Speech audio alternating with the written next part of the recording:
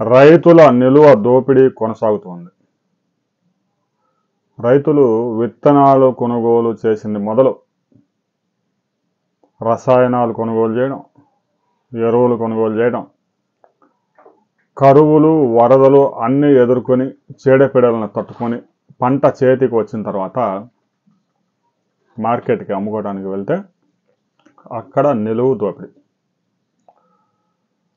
Market యార్డులు ప్రభుత్వం నిర్వహిస్తూ ఉంటుంది, కానీ అక్కడ మాఫియాని మాత్రం కంట్రోల్ చేయరు అధికారులు. ఎందుకు? ప్రతి నెల చక్కగా ఏ నెలకి ఎంత రావాలో అంత వచ్చి వాళ్ళ అకౌంట్లో చేరతాయి కాబట్టి. ఉమ్మడి చిత్తూరు జిల్లా, తాజాగా అన్నమయ్య జిల్లాలో ఉన్న గుర్రంకొండలో టమాటా మార్కెట్లో జాక్ పాట్ పేరుతో ఒక్కో రైతు నుంచి 15%, అంటే ఒక రైతు 100 ట్రేల టమాటా తీసుకొస్తే 15 ట్రేలు వ్యాపారస్తులు తీసి పక్కన పడేస్తున్నారు. వాటికి ధర కట్టరు. వివిధ మార్కెట్లో రకరకాల పేరుంటుంది. ఆ మార్కెట్లో మాత్రం జాక్ పాట్, మరో మార్కెట్లో తరుగని, చూరని రకరకాల పేర్లు పెడతారు. అంటే వ్యాపారస్తుడు కొనుగోలు చేసిన తర్వాత ట్రాన్స్పోర్ట్ చేయడానికి బెంగళూరుకో, ఢిల్లీకో ఎగుమతి చేయడానికి 2 రోజులు 3 రోజులు పడుతుంది. కాబట్టి ఈలోగా నష్టపోయే 100కు 2-3% నష్టం జరుగుతూ ఉంటుంది సహజంగా, పచ్చి సరుకు కాబట్టి. దానికి 15% రైతుల దగ్గర నుంచి ముందే దోచుకుంటా ఉన్నారు. ప్రతి రైతు 100 కేజీలు టమాటా తీసుకెళ్తే కేవలం 85 కేజీలు మాత్రానికి డబ్బు చెల్లిస్తూ ఉన్నారు.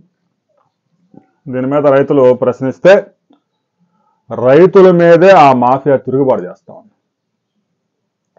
రైతులు టమాటాలు తెచ్చిన వాహనాన్ని ట్రాక్టర్తో ఢీకొట్టి రైతుల్ని భయభ్రాంతులకు గురి చేస్తూ ఉన్నారు. దీంతో గుర్రంకొండలో రైతులు తిరగబడ్డారు, గేటుకు తాళాలు వేశారు. ఇంకా అధికారులు దిగొచ్చి ఇదేదో కొంచెం సీరియస్ అయ్యేటట్టుంది, మీడియాలో కూడా వ్యవహారం వెళ్తూ ఉంది, ఆ డ్యామేజ్ ట్రాక్టర్తో ఏదైతే ఢీ కొట్టారో దాన్ని మేము భర్తీ చేస్తాం, పే చేస్తాము, దాన్ని రిపేర్ చేపిస్తామని చెప్పేసి రైతులను బతులాడుకునే కార్యక్రమం చేశారు. ప్రతి మార్కెట్లో రైతు అడుగడుగున మోసానికి గురవుతూ ఉన్నాడు.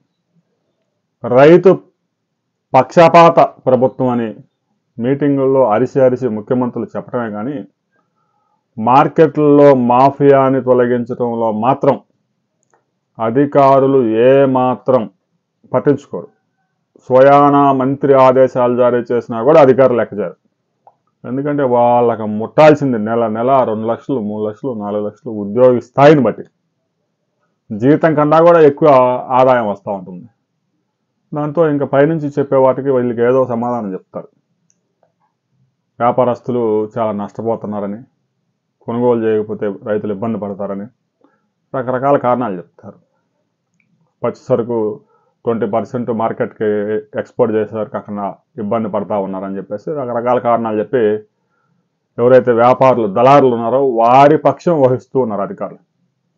మార్కెట్ యార్డులో అధికారులు ఏం చేయాలి? రైతుకు న్యాయం జరిగే విధంగా ప్రయత్నాలు చేయాలి. అలా చేయరు. ఎందుకంటే రైతుల నుంచి వారికి డబ్బు వచ్చే కమిషన్ మార్కెట్ యార్డుకి వెళ్ళిపోయింది. 2% కమిషన్ ఉంటే 4% వసూలు చేస్తారు. అక్కడ కూడా మరలా మోసమే. మార్కెట్ యార్డుల్లో అధికారులు దళారుల పక్షం ఉన్నారు అనేది నిజం. దీని మీద ప్రతి ఒక్కరూ మీ అభిప్రాయాలు తెలియజేయండి. కేవలం ఒక టమాటా మార్కెట్కి సంబంధించింది నేను చెప్పింది. ప్రతి చోట ఇలాగే దోపిడీ కొనసాగుతోంది. ఏ పంటను మార్కెట్కు తీసుకెళ్ళినా కూడా, చినీ తీసుకెళ్ళినా అదే పరిస్థితి. మార్కెట్కి రైతు వెళ్ళాడు అంటే 10% అయితే గ్యారంటీగా కోత వేస్తాడు. ఒక చిల్లీస్ విషయంలో మాత్రం కొద్దిగా ఒక అర కేజీ 45 కేజీలు దాటితే బ్యాగ్ మీద కోతలు, బ్యాగ్ని కోసి మిర్చి గుట్లుగా బయటికి లావటం, గంపలలో చేసుకొని పోవటం ఇవన్నీ జరుగుతూ ఉంటాయి. కొద్ది నష్టం మాత్రం జరుగుతూ ఉంది.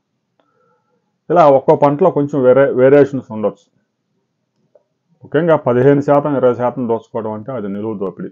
దీని మీద ప్రతి ఒక్క రైతు మీ అభిప్రాయాలను తెలియజేయండి. మీకు ఎలాంటి నష్టం మార్కెట్లలో జరుగుతుందో, మీకు జరుగుతున్న అన్యాయాలను కామెంట్ చేయండి. దాని మీద ప్రభుత్వం దృష్టికి వెళ్ళే ప్రయత్నం చేద్దాం.